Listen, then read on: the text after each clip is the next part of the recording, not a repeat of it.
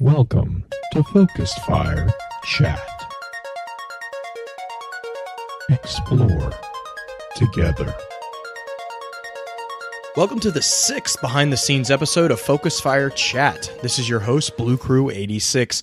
Joining us for tonight's recorded chat, we have Justin Sane 0516. Justin, how's your tech acting tonight?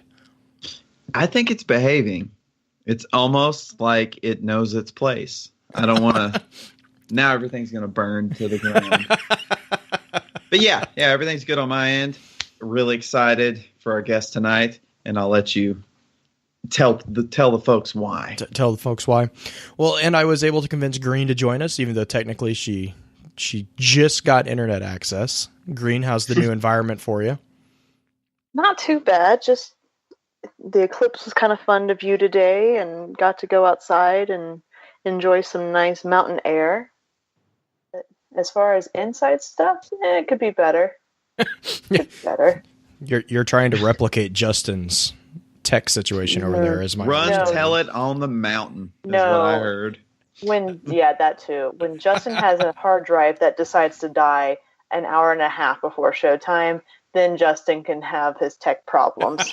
That's happened, by the way. Yeah, and also with a logo I've been making for Blue so he can get to E3 with business cards. I've been working like 3 weeks on this logo, and right before showtime, my hard drive crashes with that logo, and I've got to rebuild it in 2 days. So yeah. I nod my hat to you, sir. We also have with us someone whose work the Destiny community is pretty familiar with, Jon Goff. Jon, how are you tonight? Good. How you guys doing? I'm trying to keep my voice. I'm sure most people can hear a little bit of that. Freaking test. Well, and just in case someone out there doesn't already know, can you let us know where everyone can find you? They can find me? Oh, yeah. Like on where can we stalk you? I mean, no. Like, what supermarket do you shop at? Justin really wants to know. He wants to send you a Facebook request. I spent a lot of time at Target, but I'm not going to tell you which Target. I'm on Twitter and Instagram. I think my Twitter is Jonathan_Goff, and I think my Instagram is just Jon_Goff, Goff. So you can chase me down on there. Cool. And nice. we'll obviously get all your links for all that up in our show notes as well for this one. Let me run through our intro real quick before I hand the controls fully over to Jon so that we can talk about what the topic is tonight. As many of you already know, Focus Fire Chat is a cross-community gathering where the intent is to offer a week-long, in-depth view of a particular subject within the lore of Destiny and other games. This chat begins every Tuesday morning and runs until the following Tuesday, with topics decided by the group via a poll that begins every Friday and ends on the Tuesday morning of the new chat. Please be sure to also give some support to the other podcasts in the Guardian Radio Network, found at theguardiansofdestiny.com. These include Guardian Radio, the official podcast for the Guardians of Destiny, Guardian 1, Ghosts and Echoes, which also has the Destiny Audio Grimoire, and the network's newest edition, a non-Destiny focused podcast, Paragon Radio. The Behind the Scenes series is a way for us to step out of the world of game lore and talk about other aspects of the community that we're so proud to be a part of. It also allows us a chance to sit down and really get to chat with well-versed individuals from within that aspect of the community, giving us the chance to really explore the topic. This chat is going to be discussing the often hidden process of creating stories, something that's pretty near and dear to our own hearts. With all that being said, I'm going to let Jon give us a bit of an introduction to how he does the magic that he does. Jon? The magic that I do depends on the medium I'm working in, the team. With writing and different projects, everything varies project to project. Sometimes you're working with a group of people. Sometimes you're working alone. Sometimes you're working with a group of people, then working alone, then getting back to the group of people. So it's a lot of organized chaos. I guess it's interesting. Writing's interesting because there's the chaos of breaking a story and trying to come up with the best ideas and and banging your head against a wall if you're by yourself trying to come up with that stuff, or banging your head against other people's heads trying to come up with that stuff in a room. and then after kind of the fun of that fire, you got to kind of go back to the quiet of trying to put that down on paper. Even when you're working with other people, it always comes down to, at some point, you're all staring at a screen, wanting no one to say a damn word, because once someone starts talking to you, you can get out. At least I do. I can get out of the rhythm once I'm writing and I have the voices in my head. I try to listen to music that has no words, soundtracks, or just instrumental music, and kind of just go from there. But I don't know, any specific questions about, I mean, that's a pretty broad, the magic. I mean, the magic I do is crafted on a Mac and a keyboard, and I just make shit as I go. That's the magic. Well, I know I know you started off with a medium that was kind of different than video games, right? You started off with comics, if I'm remembering that correctly. Is that correct? Yeah, I started in toys, actually, with McFarlane Toys. Also did some I did some creative stuff for toys, and there's still a lot of storytelling there, trying to come up with the lineups and the messaging behind any given toy line. And there were video game toy lines in-house, they're lines wholly created in-house based on our own imaginations and just the crazy crap we'd come up with, and everything from like the Lost TV show to our own brand of twisted Christmas toys. Like, so trying to weave narratives so that on a shelf, someone walking down the aisle doesn't just see the logo they like, but gets a sense from all of the products sitting there that it's something they want to be a part of. And then from there, we also worked in comics, which is different from video games. Well, not that different. They're both collaborative from the writing view. You're working with artists and you're working with production people to make sure you're telling a story within the constraints of the medium to convey, like in a comic, trying to convey the chunk of the narrative you need to convey for that 30-day period. They come out month to month, and then for video games, you're working, for a number of years to craft a whole big, massive, experiential kind of narrative that people will be able to not just enjoy running through, but also hopefully enjoy exploring in terms of the worlds and the characters that inhabit them, and the stories that kind of push you forward to moving that thumbstick around and pressing those A's and B's and pulling those triggers. So.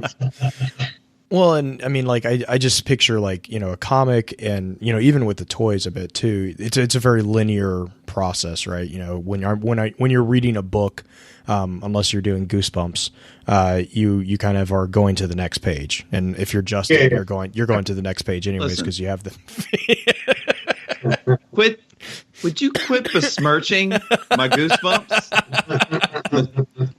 But I mean, with a video game, and I know I remember reading you said this about, like, the Crackdown 3 type stuff that you're doing right now, but, like, it's a different, it's a challenge. I can't imagine the amount of challenge, but, like, the direction that a consumer can consume the story is inherently 3D or even 4D, I guess, technically, compared to a book.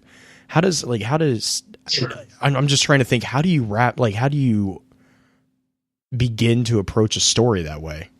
I mean, well, you still start, at least every time I've done it for games, you still start the same way. You try to break the main narrative and the story that you want to tell, based on the information that's kind of been gathered, talking to designers and artists and what the gameplay experience is going to be.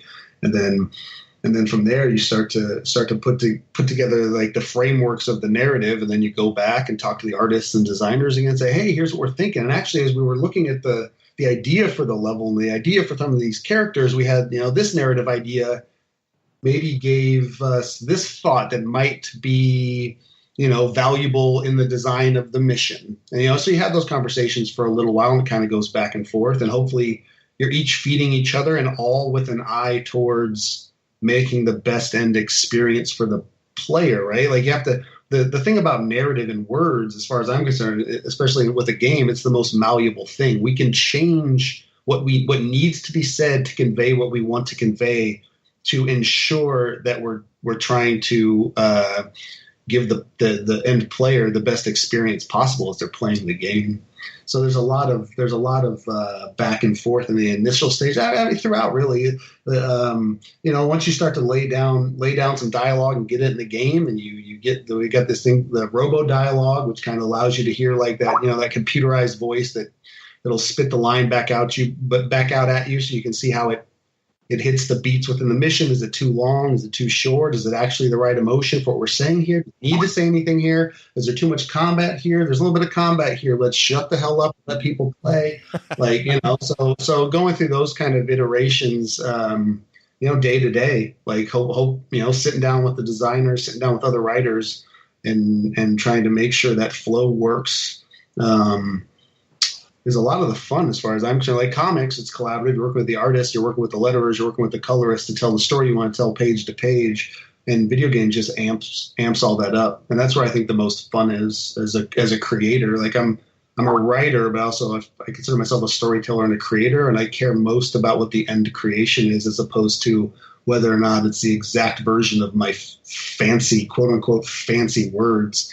I just want people to have fun, and I want the experience to be what it was meant to be. So, okay, cool, yeah. And Justin, I know you wanted to jump in. Yeah. No, I was just gonna say, jumping from more of I'm assuming your work with McFarlane was mostly for print. Like maybe is it the copy that's on the back of the packaging for the toy, or is it? Oh yeah, they were all for that. Went back with the toy. Yeah, the first. Well, I did. I was doing two things there. Initially, I was kind of managing the community, working with the community. I'd write daily updates about what's going on in the company and turn those into little narratives and things like that. Then it was product copy for the back of the packages. Sometimes stories that were packaged within. Okay, cool. Had a line of dragons that included a story that came with each dragon. So if you collected all of the dragons, there'd be a large like fantasy narrative that ran throughout the whole of the product line. PR, press releases, writing all kinds of things for whatever you needed.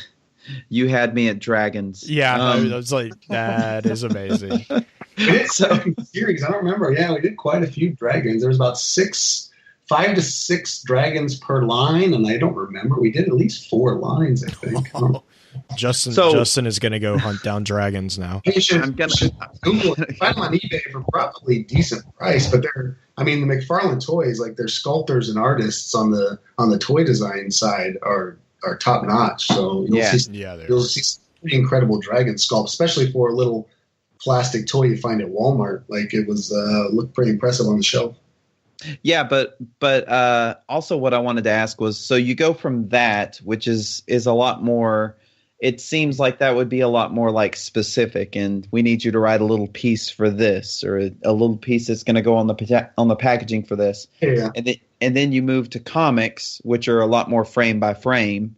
You know, like you would have to look at the artwork, and then of course know where the narrative needs to go, and then for a comic, how I usually write comics is I'll write a plot page by page, panel by panel, and I won't even necessarily. I'll include some dialogue if I think it helps sell the emotion of the scene. But I'll write a plot that gives the artist the breakdown of every page. They'll do thumbnails, and from thumbnails, sometimes I'll wait till final art. But usually, once I get thumbnails, I'll start scripting it. So that I'm speaking to the art. It usually matches what I wrote in the plot fairly closely, but the artists I've been lucky enough to work with artists that are fantastic enough to always make it look better than I envision it. Every now and then I'll give them crappy little thumbnails just to hopefully make their job a little easier. But I have a pretty good idea of exactly what should be coming back at me.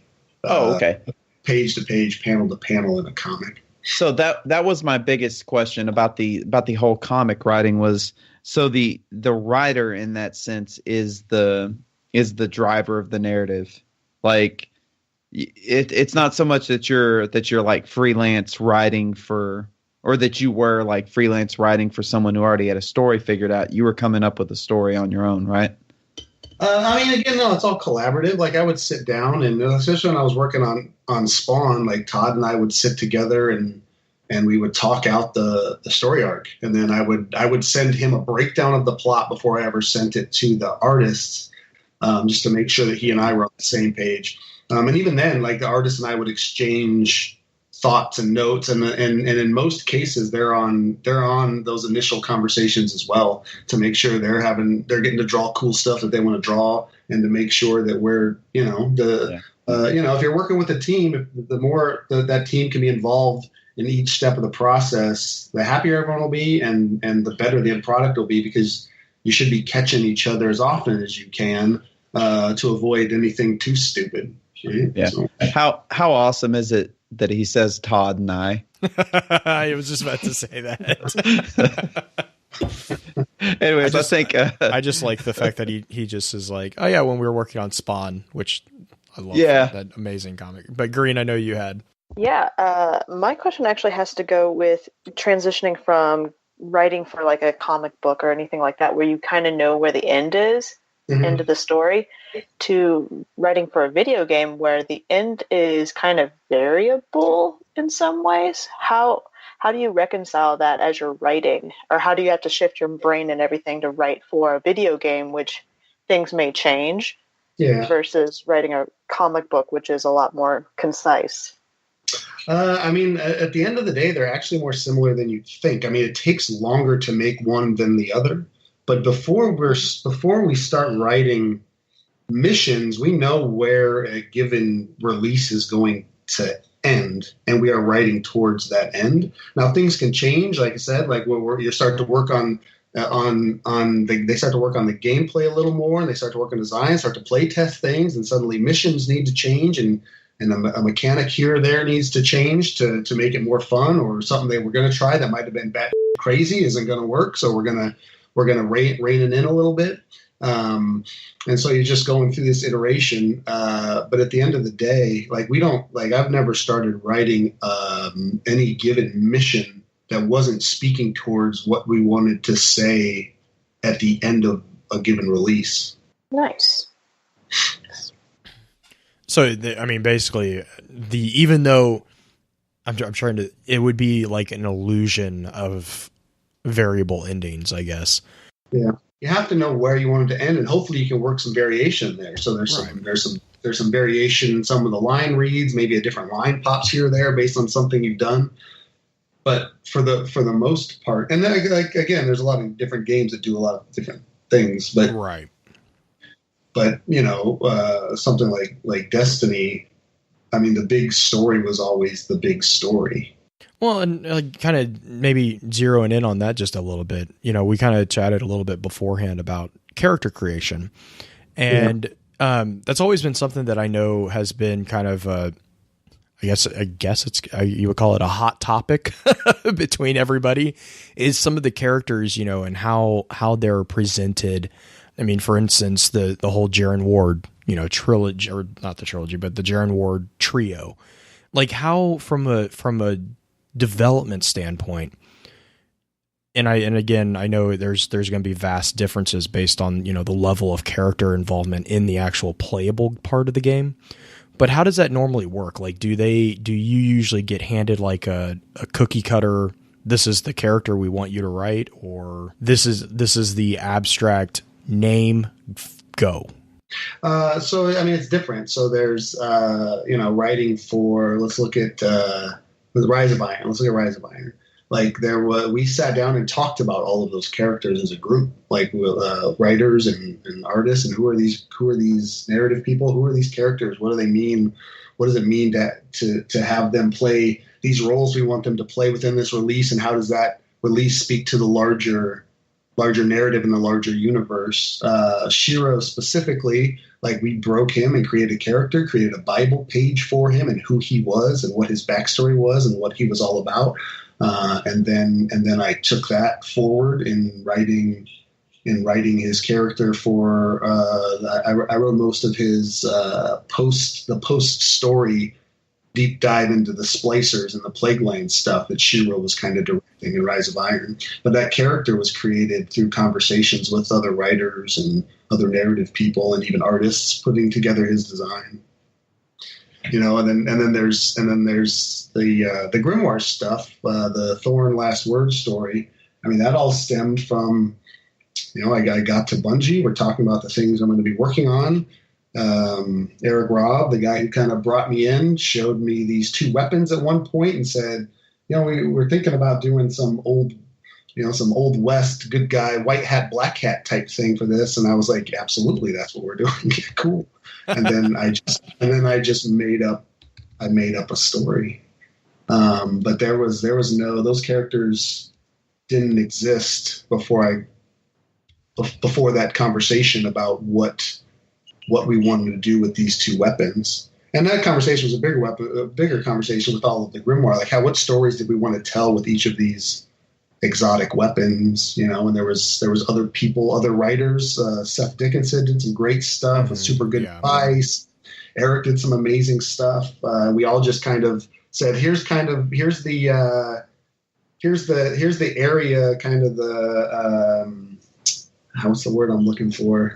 Here's the little playground we want to play with in terms of tone within Destiny, and what we think we can get out of some of these weapons, how we think we can expand the feel and the life of the universe by just going. We had free reign to kind of take those where we wanted, as long as we were speaking to the truths of the Destiny universe. So.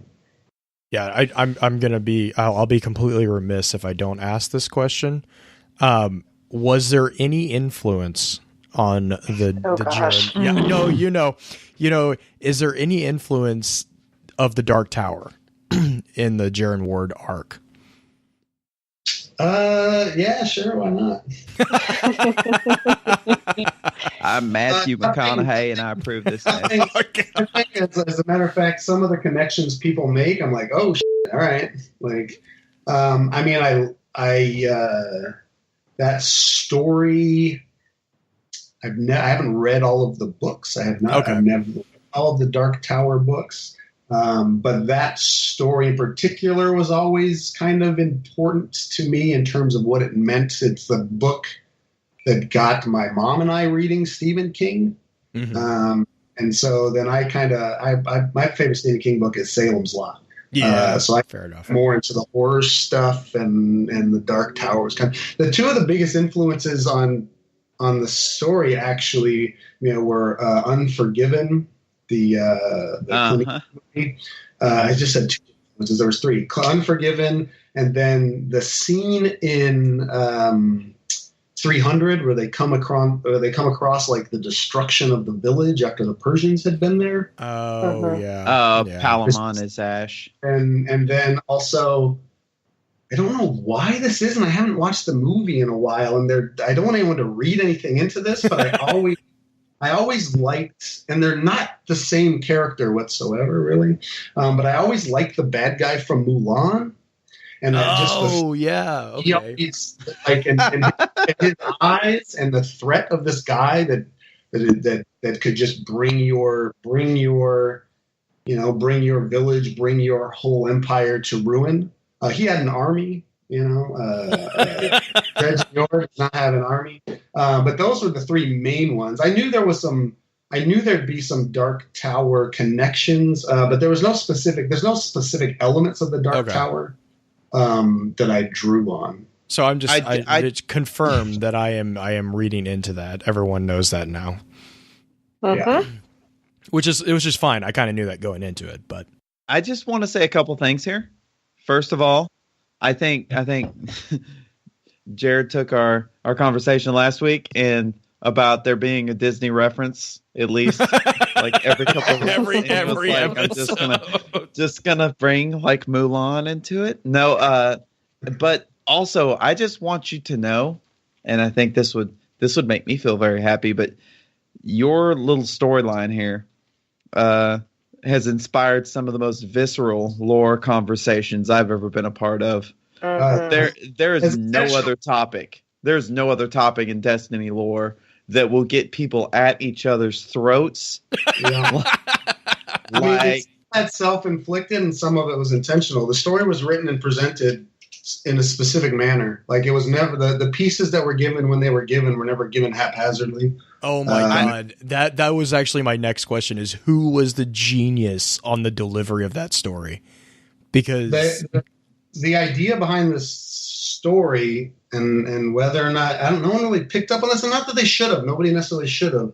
And I would have liked to have done this more widespread, but maybe not, seeing some of the conversations.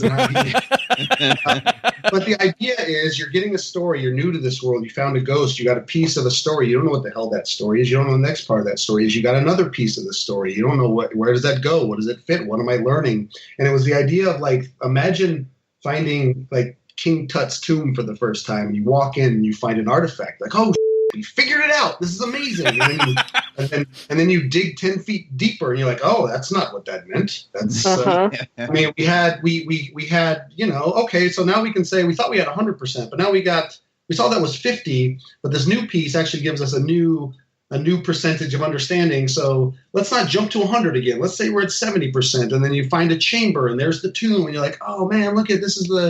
There's more information. We've got more information. We're learning more. These are the facts. This is what we know. We can publish papers and we know. And then someone knocks a wall down on accident. There's another damn tomb. Like, oh, shit. Like, this is all true, but some of the truths that we discovered from the thing that we thought we understood are actually not quite as cemented as we thought. I wanted people to have the conversation. I wanted people to take a truth and decide which way they wanted to go with it based on the information given. It was trying to tell an experiential story. The game is experiential. I wanted people to have these conversations. And to be quite honest, there's pieces of it that people ask questions and have conversations about certain parts and then overlook some shit that I always thought was obvious. And I'm not sure what that is. We'll talk later. There's that's like, oh, that's interesting. But that's kind of the point was to create something that would make people talk. Now, I didn't want people to get mad at each other. No. That's when you've written something good, when people have a very visceral connection to it. Yeah, no, so I was always happy when I'd see people. I'd Google that. I'd be like, all right, what'd they guess? Oh, I think I said too much here. Obviously, I didn't. Like, no, right, and when it was really the best for me is when you would see people writing math formulas with the characters' names. Jaren Ward equals this. Yeah. This person equals that. Yeah. Oh my God. Yeah. There was never more a triumphant or just despairing resolution of a story than kind of the end of that one, or at least what we see as the end. You see people who still there were two parties. There were two parties on that one. Yeah, and it was one side was an absolute victor, and the other side was like, I'm not talking to you ever again. I mean, that's cool. I can actually remember New Year's one year. A good friend of mine online said something very disparaging about Shin Malfur, and we didn't speak. Like we got. What's Shin Malfur ever done? He's a good guy. I know, right? Like they were like they said something to the effect of, yeah, he says at the beginning of his account that all of this might not be true, so he's a liar. I was like, no, he's not. He's not a liar. He's not lying. He's just recollecting it as best he can. You heard it. You heard it here first. Actually, you read it in the grimoire first, but you did. Well, some people can't read that well, Blue. They read what they want to read. But how are the kids supposed to fit in the school? They just take it, you take some things literal. That's fine. I mean, the words are there. Take them as you want. That's the intent. Shin Malfour equals Cade's chicken. Oh, God. Oh, no. I just like going back to the delivery of that story, I think that was actually for me what made it, because exactly what you were saying about like the discovery process, like looking back, that was what made the Story of Yor such an enjoyable thing, is because you got like your first look at it was kind of the ending, right? It was the final piece, and you're like, what is this? And then you kind of get this like, and at the time we didn't really know it, but then you got the first piece, and then you kind of got another random piece, and then like all of a sudden you start like trying, and we make fun of Bungie for this because their timelines are so amorphous, but like they started converging into a line, and it was just like, you know, the excitement of everyone as that line started really becoming more solidified. It was just palpable. Like you could feel that eagerness to see where that story finally, because we had at that point we had like those two wires, and it was like, are these going to be connected? Are they going to disconnect? Like what's going on here? And that minute when, I think, what was it Rise of Iron that it finally, I want to say it was Rise of Iron that the final like confirmation piece was dropped. I can't remember when it was it the Whisper in the Bone? That's correct. Yeah, Whisper in the Bone. Because as soon as that card dropped, you could just hear the explosions across all our chats of like when people read it, they're like, oh. That for me was like the highlight of that entire that's why it's one of my favorite stories, is because of the delivery. Like the story, and don't get me wrong, the story itself is really cool and it's very well done as far as like the tie-in into hope and everything. But like the delivery just took it to a next level in my mind. I think that was the intent. So I'm glad that it worked for a lot of people. Like the idea that I think this like if I had just told the story, it maybe in places it could have been told a little better. Right. You know, but I was trying to go for something that I hoped people would remember and take part in. You know, there's something when I read it, when I look at it, I looked at it a little while. When I look back at it, like there's some places where, you know, I used repetition intentionally, you know, and there's sometimes I think I overdid it a little bit, although at the same time, I don't think that sometimes people didn't get it. And some other times it was literally just, it's the same writer. So he's just using the same words. Well, I'm using the same words intentionally. You're so like if Rezel's cards are mirroring something that was in the Thorn cards, like that's intentional. Oh, like, yes. Yes. Oh, I told you it was. I heard it. Wait,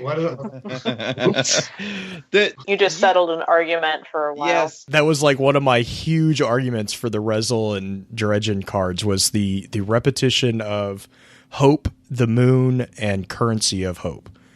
I just thought it was so obvious at one point. People were like, "Well, no shit, they're the same person." That was the conversation that Justin and I. It was like literary curve here is. In the past 2 years, there's been a lot of times where we've paused and said we're probably reading way more into this than Bungie ever intended. I'm just glad that I was not reading more into in that particular aspect. Exactly. I'll take the hit on the Dark Tower if I get credit for that one. But the thing is, like, I hope that my big takeaway, you know, from that particular story is, I hope that anyone that did read too much into anything, or anybody that, you know, doesn't sided with one side and who anybody should have been at any given moment, like, I hope at the end of the day they can at least look back and be like, well, right or wrong, or read too much or didn't read enough. Like, that's not the point. It was fun. Like, that's all I hope anyone took away from it. Like, whether or not this story has been so fun, and it's been fun not just for. Like, I've read books that were fun to read and, you know, that were engaging and stuff. But this narrative experience of Destiny on through the first and second year has been unique in that it's been engaging in a couple of different ways. It's been, you know, just the right kind of vague in places. It's been... there's been big reveals. There's been, you know, like there's been new questions raised. There's been old questions answered. It's been a ride. It's definitely been a ride, and I've had fun. I don't know. I think I've got my money's worth out of my $100 or so or whatever I've spent on. The Destiny community is like the Bungie's always had a good community. The Destiny community is pretty special, and does like most people seem to go along for the ride and have fun. And even when and not even just with the Thorn Last Word story, even when they're arguing points of these characters and that part of the story, and it still seems at the end of the day everybody is just enjoying like the the experience that Bungie's putting together, and that's fantastic.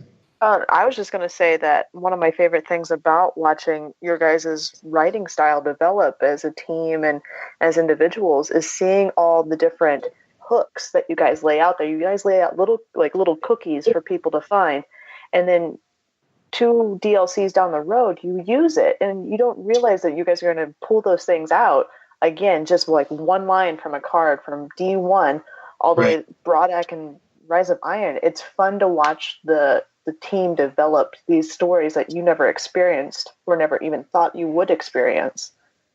That's awesome. Yeah, it's cool. I mean, that's one of the things that helps set Destiny apart, aside from like the phenomenal art and the pitch perfect gameplay. Like, I think, it's the quote unquote 10-year plan. Like it's not supposed to just give you the facts and be done with you. It's supposed to give you pieces of the world and make you part of it, which is, not everybody does. That doesn't mean that everybody should. But I think it's what helps make Destiny unique. I'm a big proponent of an experience and emotions and interacting with the thing is more memorable than facts. Like the best stories you've ever experienced are memorable and something that you felt you were part of. And maybe you'll remember a line here or there. Most often people misquote their favorite quotes. It's not about how perfectly a thing is written within its wit or the facts it's laying down. It's how it's written to make its audience feel about the time they spend with it, that's what I think is important about storytelling anyway. And I think Destiny does that pretty damn well. Yeah, I would agree. And I think, going back to a nod on the community, we've said it quite a bit ourselves. It's Destiny's community is very unique in the gaming world because, and you kind of made a comment about that. It's because like, even when we're in big disagreements with each other, even when you have people on polar opposite sides, at the end of the day, everyone is able to set aside, for the most part, everyone is able to set aside the differences and just kind of enjoy, it's a game. Yeah. Everyone keeps that in mind, that's in the back of everyone's mind. It's very clear that it's in the back of everyone's mind is that this is not, something, it's not that it's not serious, but it's not super realistic serious. Like people are not going to have an issue with reality if they get proven wrong because it's a story. Well, and I would also argue, this is something I've experienced quite a bit, is the, as much as I like the story and all the writing in Destiny, more often than not, when I'm playing with my friends, we're not listening to a single thing. Like we're talking to each other, we're yelling at each other, we're trying to get our job done to save the god galaxy. Like it's I've had friends, hit me up, hey, let's play. This is from launch to new friends that hadn't played it yet, and 3 months ago this happened. I want to play. I want to hear it. I want you to give me some inside information about the characters. So, okay, let's play. I'll talk. Like, I'm not going to. My friends never ask me for anything crazy. They just want to know, like, because I'm not catching something, and we'll be 2 sentences into the landing dialogue, and we'll be talking about. He'll start talking about what's going on with his day. And I'm just going to let him, and then we land. He's like, wait, what's going on? I'm like, dude, all you got to do is listen. I'm not just going to say, but that's what happens. You start to play. And even when I would tell people, just listen, this part's cool. See something here. This part might be important to it. Like you start to play, you start to talk, you start to call stuff out. You start to talk about your day. It's a very social game. And I get how they're amping it up with Destiny 2 is fantastic. The work they're doing with that. But Destiny in and of itself from the get-go was built around get some buddies and go have some fun. So that's I don't think that's underrated. I know the community gets it, and I think that over time, like the larger consumer base and game media got it. Like the game is just fun, and the story, if you're once you do then pay attention to the story, you're like, oh, it's deeper than we thought. And that's just not the more. I think just the mission stories. I'm not. This is not me defending Destiny from any critique, but I do think that when Destiny 1, when D1 launched, people were expecting a game that was going to give them facts as they go, as opposed to a game that treated you like you were new to the world. But I think as each DLC released and that story started to expand, like you were saying, like stuff that was said earlier starts to come home. You start to see this is a pretty great kind of living world that I think treats its fans with respect, treats the players with respect in terms of what they can understand and what they'll allow themselves to learn as they play. So that was my ramble about that. That was beautiful. That was amazing. I can literally remember the first time after we started doing this, and in the beginning it wasn't a podcast, it was just a stream. And then when I told my usual raid team that say, hey, I can't play on Wednesday nights anymore because I've got this stream about Destiny's Story that I'm going to be on. And they were like, nerd. And they didn't care about like the story of the game. They wanted to do the raid. They wanted to get the rewards. They wanted to do the stuff. And I can remember when Kingsfall came out, and it's the funniest thing. We got to the final room where Oryx was. And then Oryx comes up. And then everyone's like, oh, my God, he's so big. Oh, man, we're going to kill this dude. And I was like, you guys realize he's a princess, right? And like it's those little moments of being able to interject these little lore nuggets to these people that really, really aren't that interested in them that make my life that much. It's like that's something that gives the game value and power. Is it understands for the most part that there are different types of people that consume this type of entertainment. There are people. I have a lot of friends that just want to play Crucible and just want to play. They'll come in on Tuesday and just do the reset and they're done and they don't care about the story. When we play, they'll ask some questions like, "Oh, that's cool," but they don't care. They just want to play. But then there's other people that do love the lore and they'll do the reset, they do stuff, but they also want to dig into what the story means and what's the fiction, and they want to go along for that ride. Like being able to make something that speaks to both of those audiences isn't easy. But I think it's the important way to create content. If the game was too lore heavy up front, a lot of those people would be turned off because they just want to be able to go in and have fun, and they don't want to have to remember all the facts. They just want to remember who to shoot with what and when to shoot them, which is, there's nothing wrong with that. Yeah, like if you had to decode binary to get to the tower for the first time, it would probably been a non-starter. Shadow would have done it. There'd have been 4 people in the tower. Yeah. Well, and I know, speaking towards the story that speaks to different people, I kind of want to use that as a segue into talking about your writing style or your writing interest personally. I know you've said recently that you're really excited about like Crackdown 3 because you get to spend more time with the villains. Yeah. So like, what makes it more enjoyable for you to write about villains than heroes? Like in light of there being the figure that is, basically ultimate, it like the villain is set up to be defeated if you do the game correctly. Do you design them differently than the hero as far as story writing goes, or how does that work? I mean, it's just the opposite sides of the same coin, right? When you're playing as like in Destiny, or do you want to drive the character forward with re-encouragement and the information that allows them to feel powerful and moving forward and building themselves up to take on these challenges that are larger than life. And with something like Crackdown, like, you have the VOA and other voices in your head that are making you feel tough, but then there's also like the agent doesn't speak at all, and the VOA is a lot of times they're just, he is that voice in your head that is the short fuse to get you to feel like a bad. And so with Crackdown, being able to the variety, there's a handful of villains and they're all working towards the same end, but we've made them all unique enough that they have a different voice. And, the different than the Vanguard pushing you forward is the thing that's pushing you forward a lot of times in Crackdown when you're dealing with these people and fighting them is the fact that you just want to kick their teeth in. Like they're bad people. They're saying bad things to you. And so, it's the same type of motivation. It's negative reinforcement versus positive reinforcement. Like they're just they're bad people doing bad things to the world, and they talk to you, at you, around you. And I think it's I'm a big fan of Crackdown. The first 2 Crackdown games, just being able to run around those worlds and collect the orbs and do all the fun stuff and listen to the bombastic nature of the VOA. And the villains in the first 2 Crackdowns were all right. They did, I'm not knocking that, and I don't think that's the intent with kind of when we talk about the villains in Crackdown 3.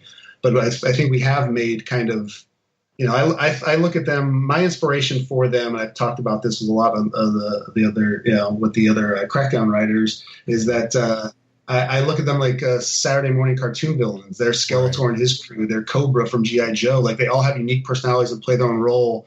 And if you were to cut the head off the snake, the rest of them would still be uniquely colorful sons of bitches, right? So it's just trying to make sure that comes across, and that's fun. Writing bad people is fun. Writing cool people telling you to do cool shit is fun, and writing bad people saying bad things to you is fun. Like, that's I'll eat that. Yeah, I'll eat that Twinkie from either end. It's good. What I hear is that the you're best euphemism ever. What I hear is you're a big fan of Handsome Jack from Borderlands. Oh yeah, he was fantastic. Well, one of my favorite video game moments is Borderlands 2 spoilers, when you got to say, what's the bird's name? Mordecai? Yeah. Yeah. No. Not Mordecai. I love it. I think it's fun. The first game, and when you save that damn bird, but then you didn't save the damn bird, it's too good. Like, that's a classic. That's just a class. It's funny. It's villainous, and it's great. That's great. That's a great character and a great game. Oh yeah. I just, as soon as you said you want to kick his teeth in, that's the first character that jumped into my brain. It was like, It's like, that son of a, that one. Yeah. So yeah, I mean, like, and you definitely see that with, again, going back to the Dredge and Yor, like, you see that character, from the negative development standpoint, you see that fleshing out. And I don't know, Justin Green, did you have anything on that tangent that you guys wanted to talk about? As far as, like, if we're going to go more into Dredge and Yor in particular, I mean, writing him the fall of Rezel is kind of really interesting from a psychological standpoint. I don't know. I know you mentioned, like, what did you mention? Negative reinforcement versus positive reinforcement. I mean, how much background of reading did you have to do to come up with the psychology behind Rezel falling? Or was it just like, hey, this sounds like a cool story, let's just do it? The Rezel and Dredgen, they sparked into my brain as soon as I started thinking about the story. Like, who was how did the Black Hat become the Black Hat was the first thing I started thinking about. That's awesome, because nobody thinks about that. They always they see Snidely Whiplash tying someone to the train tracks. They don't think, like, what's his journey? Like, what's he been through? Yeah. Yeah, so that was I wanted to create a villain that I thought and hoped people would view as villainous, dark, and other. And I wanted that to be a cloud that when actually revealed, there was actually pretty sunny days before those clouds rolled in. And then the idea of planting the seeds of, well, where did the clouds come from, and why, why did they roll in? Were they allowed to roll in? Like, what's that all about? So it just reminds me of the Batman quote: either die a hero or live long enough to become a villain. Yeah, but I mean, it's sure. But at the same time, I'm a villain in whose eyes? Mm-hmm. Right. Oh yeah. The villain. I mean, maybe the Joker does. Maybe I'm like a lot of villains. Keep themselves in the bed and kill one little village and everyone loses their mind. I'm not gonna, like, what if you kill a village with good intention? Yeah, right. No. Just it's the whole break a few eggs argument. I'm just talking. I'm not deciphering anything. I'm not just. This is not to be held. So, Also, though, to kind of expand and move past because I think we could probably do a whole episode that would be just talking to our guest about Dredged Yor. Dredged Yor. Sorry, but no, you've actually had a pretty heavy hand in some other storylines in Destiny as well. Not to mention the Books of Sorrow, correct? Oh no, Books of Sorrow was all Eric and Seth. Okay. Like I did. The name was created for the Thorn. The weapons of Sorrow. And there's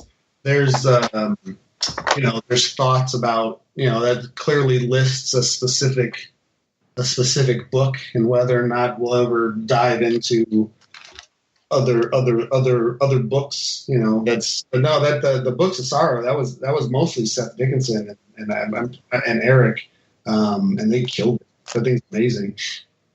But not only the other books, but also the other understandings of the Books of Sorrow. Yeah.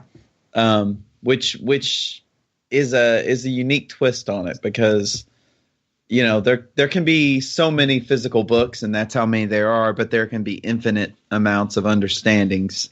Yeah. Yeah, I mean, it's all based on, and then where do the understandings come from? Whose understanding is that? Could one understanding be misinterpreted or interpreted by another person differently? Are they all lies anyway, and we don't have to worry about it? Oh, please don't do that. That's true. It hurts my head. Don't do it. I don't think at any point anything that's been written in the Destiny fiction is written as unless there's a clear reason and a payoff at some point.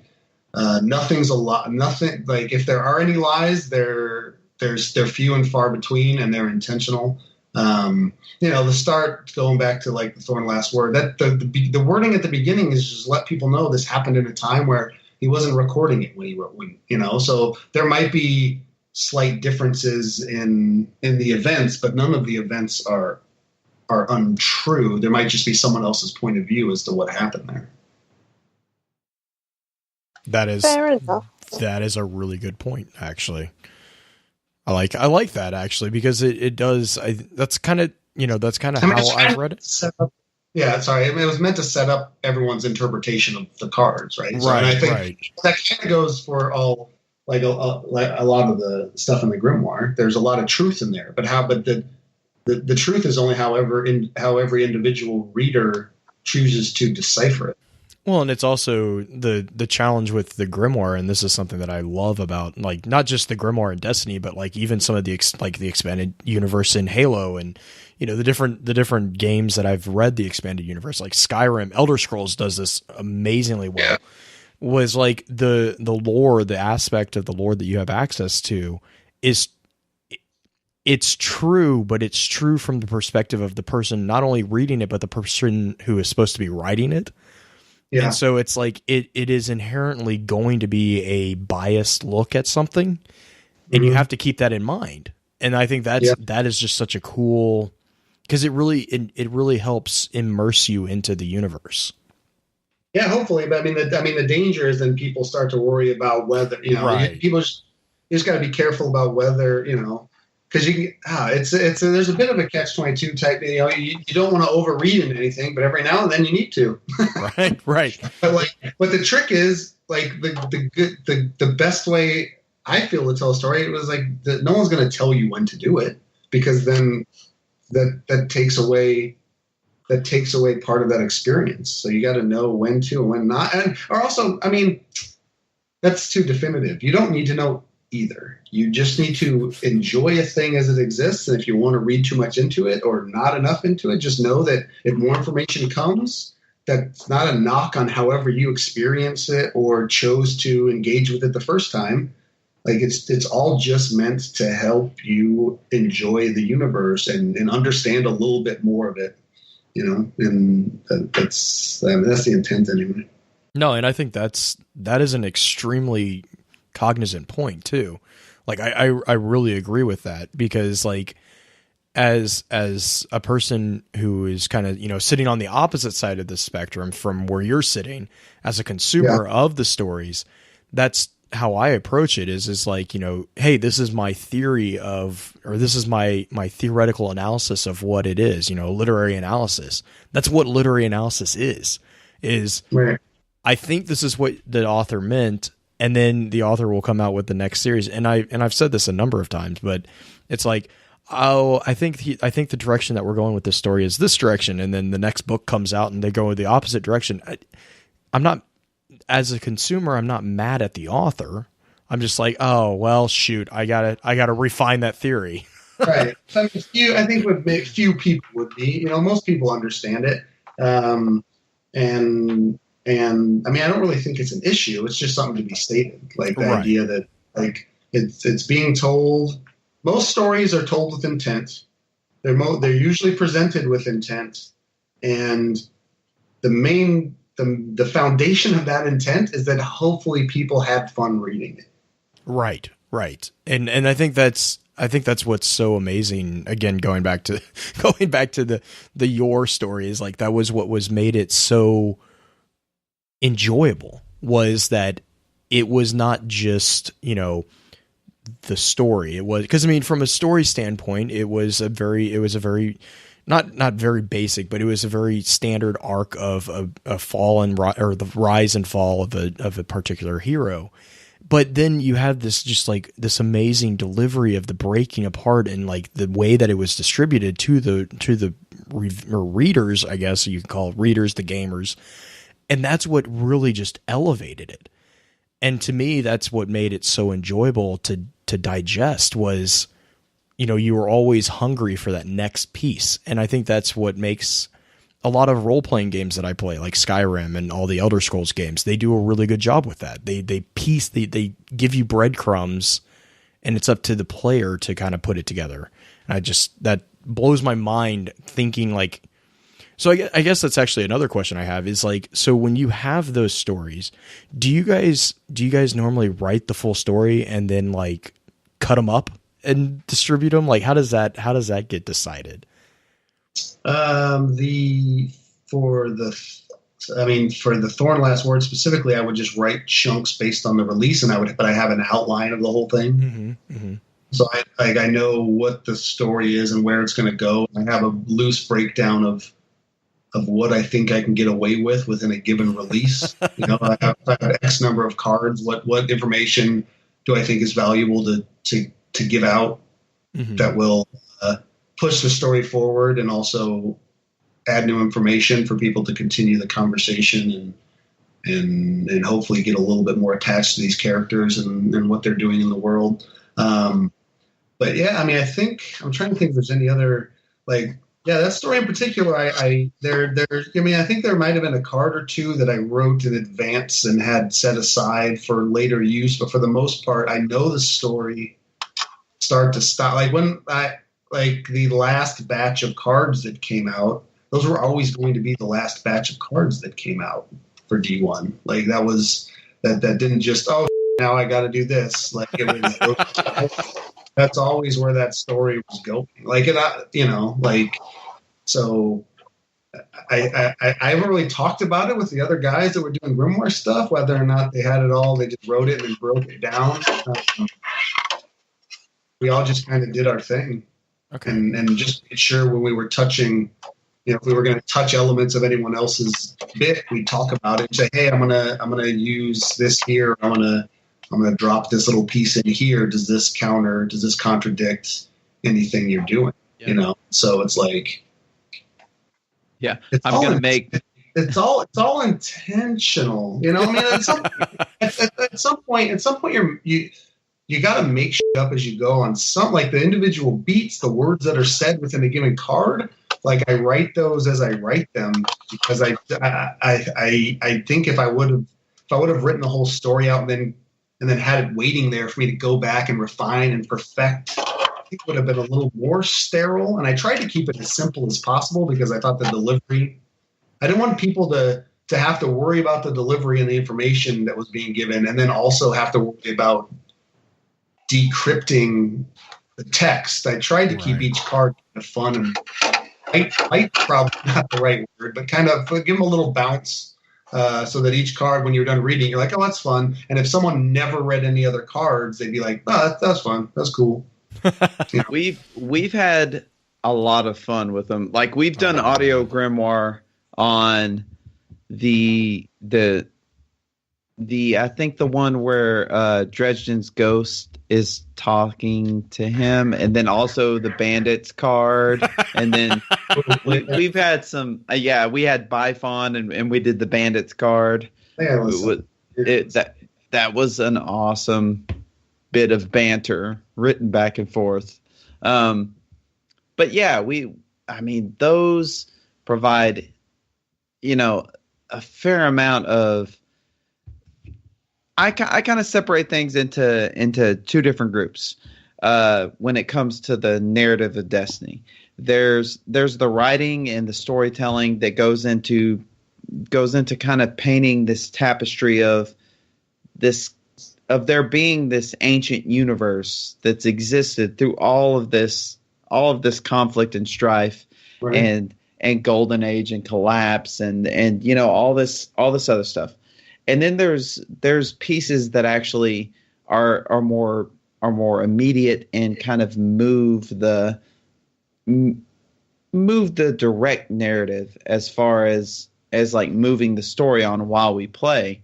Right. And I think that the Dwindler's Ridge and Dresden Yor and Shin Malfour and Jaren Ward, that's one of those pieces that adds a bit of flavor to the game that it honestly reminds me of Lord of the Rings, because basically you had Lord of the Rings and you could read the books or watch the movies or whatever you wanted to do and get the main narrative.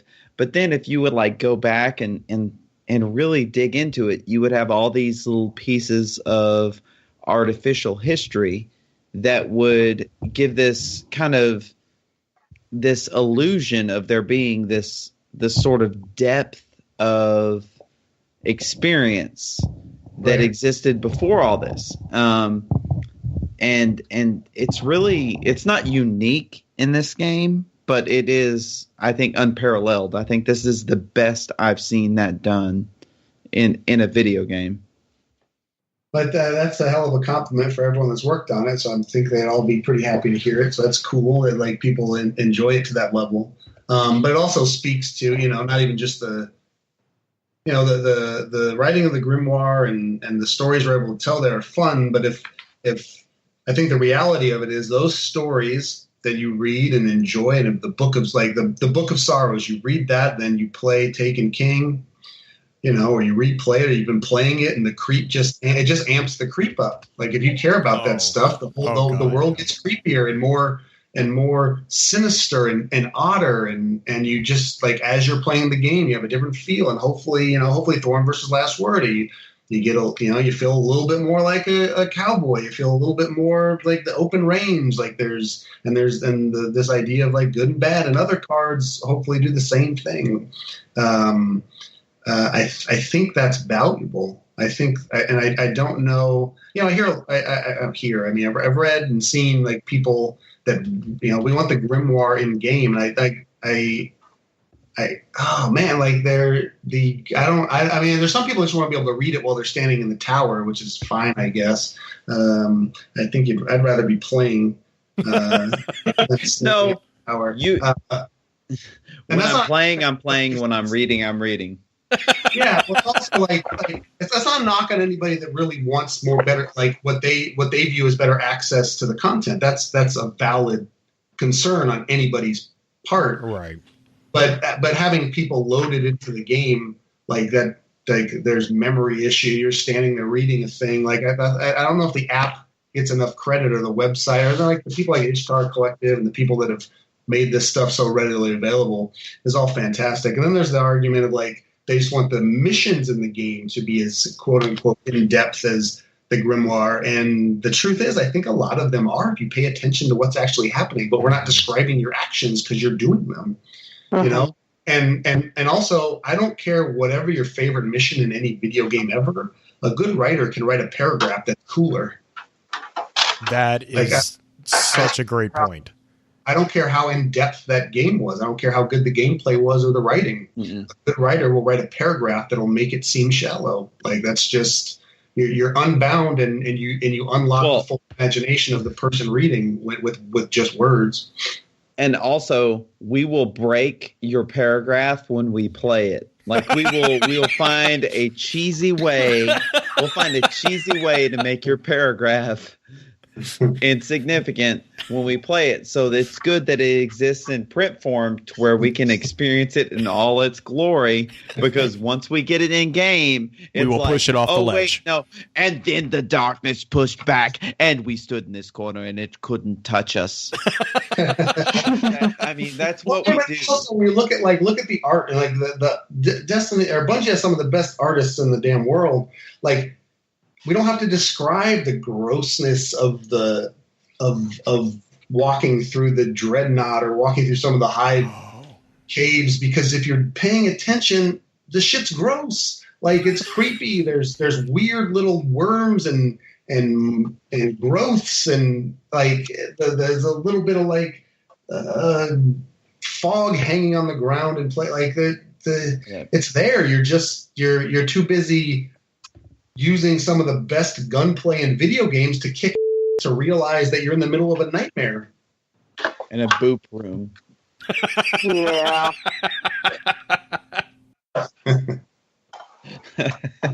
all the hiveness. All Again, of the hiveness. Anybody's view on why, like, if you like a piece of content, you should always want more from it, you know. Right. But there's also a world where understanding, like, where the value of, you know, the combination of the two, like written lore and having rich enough lore within the game, are both things people should always strive for and ask for. If they want more, if they want it to be better, they should talk about it. They should have those conversations, because if anything, Bungie listens to that stuff. So they understand what their fans. I've never worked on a project in my life that people that work on it ingest as much as Bungie plays Destiny. They love it. And working on a piece of art is hard. All you see is the flaws for the most point, but the game's too damn fun. And I think that's a testament to all the work that's been put into it, and a testament to the community that is, you know, I think everybody across the community kind of keeps Bungie on their toes, because they want to make sure everyone's having fun. And they also, I think, when they see some of the comments and things that could be done better here or there, or things that people love, they're like, you know, it's either validation because they love it as well, or it's validation with them saying, yeah, that's a thing we could tweak here or there. That's something we had our eyes on. So it's you know, I think there's a lot of video game companies that have really good communities and good interaction with their communities. It's pretty unique among this industry, like that relationship between the consumer and the producer. Well, and that's one of the reasons it's such a great. I think that kind of touches on the uniqueness of the Destiny community, and like some of the other smaller aspects of different communities too. Is the feedback loop is always a good thing to keep keep respectful, but also don't hide the criticism. Just keep it constructive. Yeah, they're constructive. The people will listen. Right. Yeah. I know, like, and I guess this is kind of. I don't know really how to segue into this next one, but I know that a lot of people, and we kind of talked about this also beforehand. I know a lot of people have the token question. Justin, you did have a question about. Go for it. Oh, no, I was just going to ask a question. So we've seen I say we. I don't know how old everyone is. Blue doesn't even know how old he is. This is true. So no, you know, in my lifetime, I've seen the evolution of video games as a storytelling medium from from a point to where the storytelling was a secondary or even tertiary consideration. Gameplay was first. Gameplay completion was paramount. And any storytelling that happened was kind of just window dressing. Like, if you think back to the older, like, regular Nintendo games and arcade games, and when you would have, like, a little square pop up in the bottom and like a static character with his mouth opening and closing, and I'm thinking like Star Fox. But when you think of that, I don't know. that Those barrel rolls were pretty important. Do a barrel roll. So I'm thinking about those types of games and storytelling, as the story is really not the big draw with that. But as the technology and as consoles have gotten more and more powerful, and the cinematic quality of these consoles has gotten more near what we're accustomed to in a movie theater, the storytelling capabilities of video games has grown by leaps and bounds. Like, whereas, as recently as, I don't know, 5-6 years ago, we can do things now that like you can have an animated NPC in a cutscene.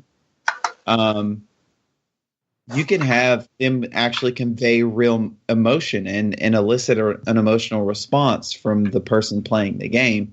I mean, if you don't believe this, play Halo 5. Get to the end. Like, play Halo 4. Like, I mean, Don't make me cry. Yeah, all the feels.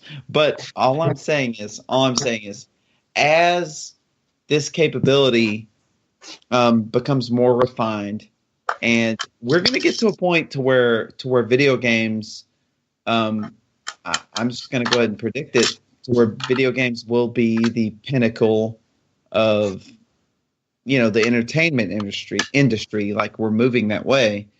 How has storytelling in video games and writing for video games kind of adapted to that increase in capability? I think it's just, I think in everything you just said, it's not necessarily adapted. It's finally part of the party. Like, it's finally more welcome at the table. Not necessarily because people were adamant against story before. Maybe some were, maybe some weren't. But the idea, like, with the technology and the things that can be done to convey emotion and hit the beats of a story, as that stuff has evolved, I just think people can do it now, right? And so now that that's on the table and people have started to do it over the past decade or so, like, they'll just get better and better at it, and the technology will evolve more and more. And the things video games will be able to do that movies can't do is, convey that emotion over the different ways people play the game. So at some point, everyone's playing the same game, but there's X number of different endings, and Mass Effect does that pretty well. All the different characters' interactions and the things you're doing with the different conversation trees and how that evolves your character and evolves your narrative.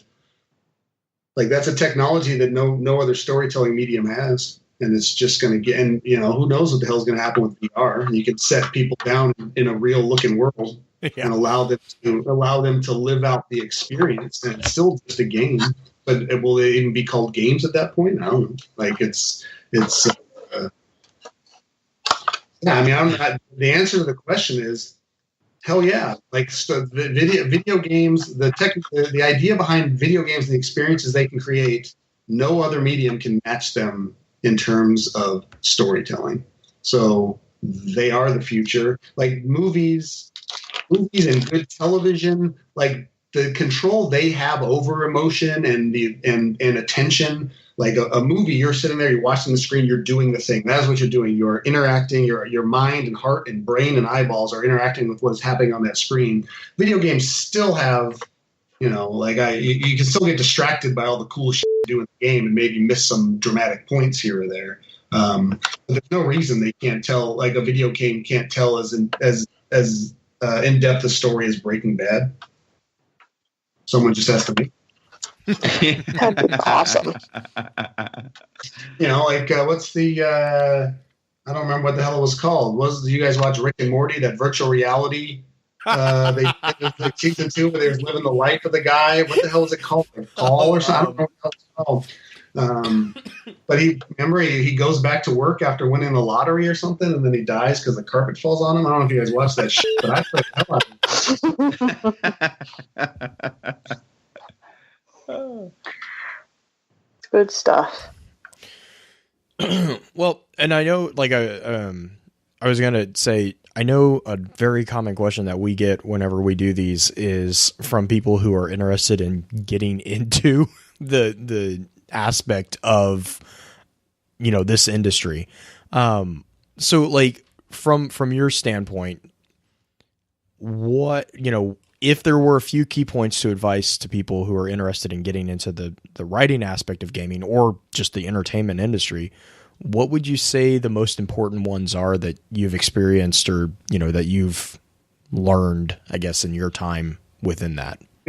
In this day and age, 2017 plus, as we keep moving forward, if you want to be a creator, a writer, an artist, if you want to tell stories for a living, get the education that you think you need. Some people, can find that in art school, and the real value in art school and advanced education is you meet other people who are like-minded. You can build those relationships and move forward, and while you're honing your craft.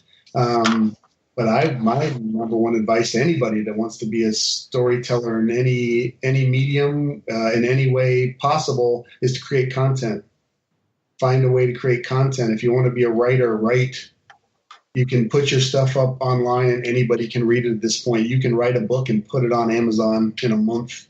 Like you can get your content out there, and it'll be hard. Not everyone's going to pay attention to it because everybody's doing it, but you'll get better at it each time. And if you have something to say, if you have a voice, you'll start to hone that, and then make some connections, go to shows, go to, meet people in the community, meet people at the studios that you want to work with, and ask them these questions firsthand, and send links to your samples and get people reading them, and try to build your own little fan base. But the best way, it's talents and being in the right place at the right time, and who goes a long way. Mm-hmm. So basically, just do it. Yeah, just do it, because otherwise, what the hell are you doing? If that's what you want to do, what are you doing? I mean, I know, you have a job, you gotta do. Yeah, if you want to be a writer, there's always time to write. Right. So find time to just write. Do a page a day, do half a page a day. It doesn't matter. Just write something. And if you want to write video games, you need to find the programs that allow you to meet the people that are also doing it. But no one's going to hire somebody to write a video game if you don't have a catalog of work and work experience that will allow them to understand that you could do the job. And then once they understand that, then you take the writing test. If you're a good fit, then you get an interview. If you're, you go in, you do the interview, you do good, you convince them all you have to in the world, and then all of a sudden you're in the door. Like it's not easy by any means, because everybody wants to do it. Right. But that doesn't matter. It also is, if you want to, I would say that if you want to be a creator, a storyteller, a writer, an artist, and you want to make video games, and that's your dream, I want to do video games. Well, is that your dream, or do you want to be a storyteller, a writer, an artist? Because you can always get to video games, but until you decide you want to be the writer, the artist, the storyteller, and hone that craft and become good at that, just wanting to do a thing because you want to do video games is not the reason to do anything. And it probably isn't going to work out. Like, you need to know what you want to do, and then find a medium that allows you to do that. And I think more often than not in this day and age, you'll get to where you want to go.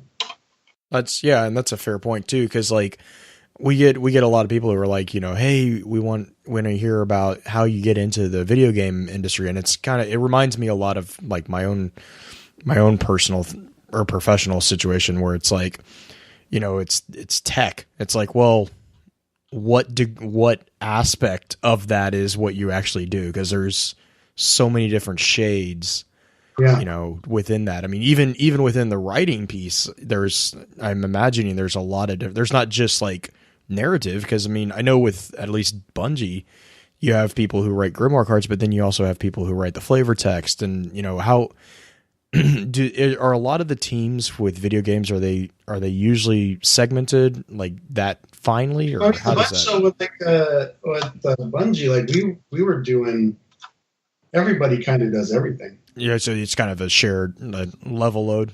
You write story, you write mission dialogue. You write there's certain not every type of writing is not every type of writing skill is equal across writing. Some people are better at dialogue than are prose. Some people are at prose than they are at dialogue. Some people are better at, quick, witty, like flavor text than they are necessarily mission dialogue. But I think the good thing about Bungie is it's always been kind of a team and a collaborative, and people help each other with that stuff and review and have those conversations. And some people, every now and then, some people will focus on one aspect while other people are focusing on another. But at any given moment, if any of the writers need to write a thing, like they can hop on and help make sure everything gets to where it needs to be. So is that a norm in this aspect of it, or is Bungie kind of a different? No, I don't know. Like I don't know. Like the stuff. I know for like Halo, for example, there were Chris Schlurf, who worked on Halo 4, and he wrote the comics. He did some of the comics and some of the. I think in any given place, if there's stories that need to be told, and you have writers and they have the skill set, then they can be moved around to fill not only the studio's creative needs but their creative desires as well. That's actually really cool. So there's not like segmented. It's not as a writer, you don't have to worry about kind of getting pigeonholed into a specific aspect necessarily, unless you want to be. Yeah, maybe, I don't know. Like if there's a world where the best job in the planet is naming weapons and writing flavor text. Like there's nothing wrong with that world. Justin, calm down. I know that's your dream. So even that, some people are better than others at that. There's just some of it's subjective and some of it's just making sure you got the right balance here or there. But again, like the good thing about Bungie is enough creative, talented people. At the end of the day, I think the best or versions of the best flavor text and weapon names end up in the game. I think everyone kind of enjoys the wackiness of the weapons that make the Destiny arsenal. So okay, that's really cool. Justin, I know you had something you wanted to. I was just gonna ask, have you penned any flavor text? I did a lot of flavor text. Yeah. What is the flavor text that you are most proud of? Because for me, that's one of the best parts of the writing in Destiny. The flavor text king is Seth Dickinson. He was he did a lot. He did a shit ton of amazing flavor text for the armor and stuff. And Eric, I mean, everybody there, everyone who's put flavor text down has done some really cool stuff. I'd have to think. Like man, there's so much I can't remember. I think I said in the interview, my favorite weapon name I did was Hopscotch Pilgrim. But I don't even I can't, like, right sitting here right now, I don't even remember what the flavor text was. Oh, easiest 1, 2, 3. That's one. Yeah. No. My favorite is probably Jabberhocky. Beware my gun. So I don't know who was. I was talking to somebody like, if there was a bounty on puns, I'd kill them all and I'd be rich. God, you and Justin do not need to get started. Like, I actually talked to Irk while I was at the reveal in LA, and they had this gun in the display that was pretty much like just made of rats, and it was. And I was like, Irk was standing there. And I was like, hey, hey buddy. And he was like, yeah, what's up? I was like, have you guys named this one yet? And he was like, no, actually that one hasn't been named yet. And I was like, well, you're going to need to name that one the Pied Piper. And he was like, that's actually a good name. And I was like, no, I'm going to need more hard commitment from you right now. That you're going to name that one the Pied Piper. And its signature perk is going to be called Rat Pack Rounds. And he would not. He slithered out of it and he left. Typical. I mean, you'll find out how it happened in a couple weeks here. No, and all I want. I'm going to blame you is if a that's job. what it is. All I want in life is a job where I name things. Just things. So it doesn't have to be video games. No, it doesn't. He's really good at random stuff. Mm-hmm. Just random. The more random, the better. But yeah. In a diaper factory, get a job naming shit at a diaper factory. Yes. No, but the excitement. My excitement for D2 extends far beyond like when you get excited for a new. Like if I get excited for the new season of Walking Dead, it's mainly about what's going to happen. My excitement for the new Destiny game is about what's going to happen and what the raid's going to be like and what Crucible is going to be like and what weapons am I going to get that are going to have goofy quotes. And then like it just goes on and on and on and on for days. Like there's so much to be excited about. It's unparalleled. I think, it's just they'll keep expanding on all that cool shit that people love. There's gonna be the arsenal grows ever more. And they'll gotta keep filling that bad boy with crazy names that fit the universe, but also in a lot of cases are just fun. Well, I mean, I really can't remember. I couldn't. If I had a gun to my head, I couldn't remember all the weapons and flavor text. If you had one of the guns to your head that you said the flavor text for, you couldn't remember what it was. That's why I said in chat. I was like, he has forgotten more flavor text than you shall ever know. You know when the only time I said this, I was talking to somebody at Comic-Con in some interview. The only time I would remember a name is when some jackass kills me with the weapon I named. It drives me crazy. It doesn't make any sense, but it drives me crazy. That's always how I imagine it. Is the guy who designed a weapon is playing Crucible, and then that weapon kills him. He's like, "This is stupid. I'm to blame." That's funny. Well, yes. Those were pretty much the big questions I had. Do you guys, Justin, Green, do you guys have anything else? I don't think so. Justin? Other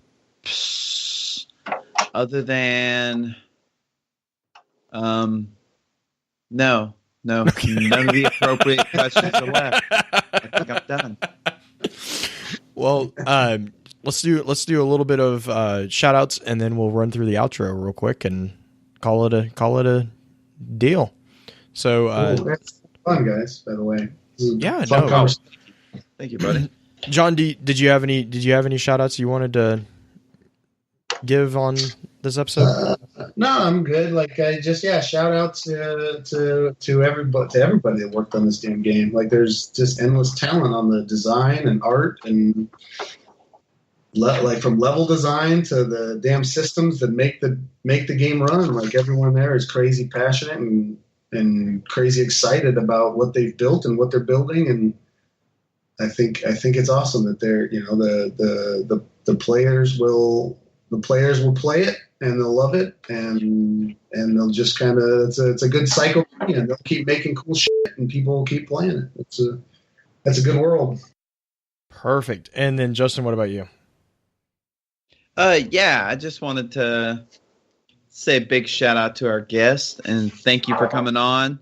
And like a long time ago when we first started this podcast, like we always would joke about having someone from Bungie on. So just have you on to talk about the process of writing our favorite game story. it's pretty freaking cool. So thank you very much. Absolutely, this was a blast. For taking the time, and thank you for making, for creating these kind of stories and the games and the experiences that I can't speak for everyone, but that just for me, like, have permeated the last couple of years of my life. Like, I can't think about the last couple of years of my life without thinking about Destiny. Like, I think about my son's 5th birthday. I think about the time we all did Crota for his birthday together. Awesome. Like, I mean, it's just intertwined with everything, and that's got a great bit to do with the people who, created the story. So thank you very much. Yeah, more than welcome from everybody. I'm sure they feel the same way. So. I'll give one more quick shout out because I got such a soft spot for Thorn Last Word. If the artists, the concept artists, and the 3D artists, and the modelers, and the sandbox guys that made those 2 weapons didn't make such cool weapons, that story might be garbage. So, like, Thank you. The thing they made inspired something that I enjoy and don't really care if other people enjoy. So, yeah, I'm glad they do, but I would still get a kick out of it even if they didn't. But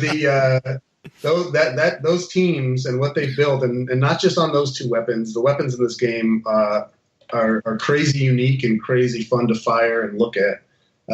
So shout out to that crew for sure. Yeah, awesome. And the weapons are as polarizing as the story. Agreed. What about you?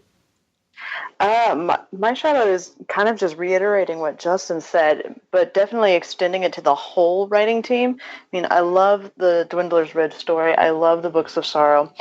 I think some of my favorite writing had to do with the Rise of Iron and some of the strong female characters. Yeah, there's not a lot of that in gaming, and I love that you guys brought that out. Well, that's they got a good crew over there. I'm like Christine and Jill and John and Michael, and there's a lot of right. Chris Slurf was there for Rise of Iron. Like they made it a point to make sure that those characters, and then you start like a Core Ray was a bad from jump, but bring in those Iron Lords and who they were all about. That I know that. The cool thing about it is it wasn't only important to a lot of people to make those characters as strong as they are, not just in terms of strength, but as characters. But also the fact that to build a world where they could, where that just, of course they are. You know what I mean? Like, to build a world like what? Like this world wouldn't exist if it was any other way. So, of course, Yolder would pick up Salad and throw him like a javelin. I mean, why else wouldn't she do? Yeah, that's funny. But sorry, I didn't. You can continue. I just wanted to jump on. I wanted to jump on your show.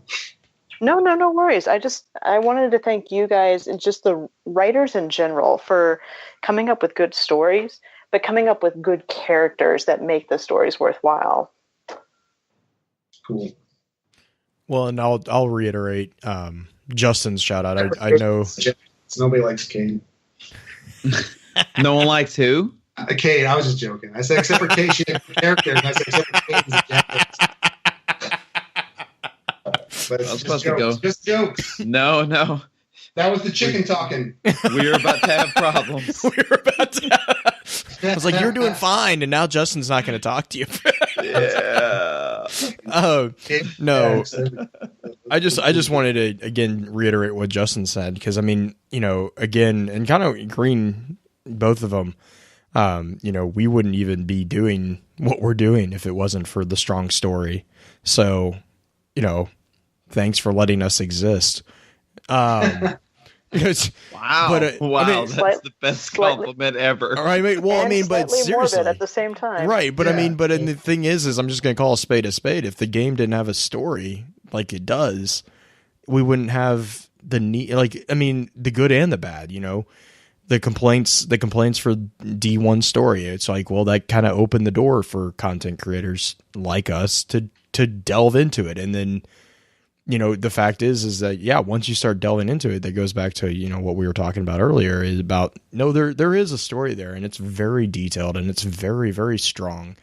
You just kind of have to be imaginative on how you access it. And I think that's amazing.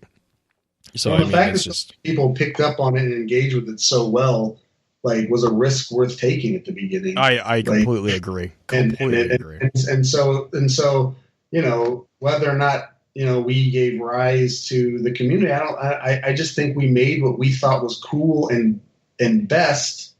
And then luckily a lot of people are like, they could sink their teeth into it, and they had the imagination and the energy to have those conversations and debates and to take things, beyond just surface value and really see that there's value in engaging in the game beyond the controller in your hand. So right. Like it's really the foundation was there based on the content, but it's really a self-made community. The energy that everybody shares and the positivity with which they do it is just crazy impressive. And it fuels the stories that get told on some level. So it's like, well, hell yeah, it's working. So like, how do we keep moving this forward? How do we keep people engaged on a level that rewards that engagement? So, I mean, it's win-win.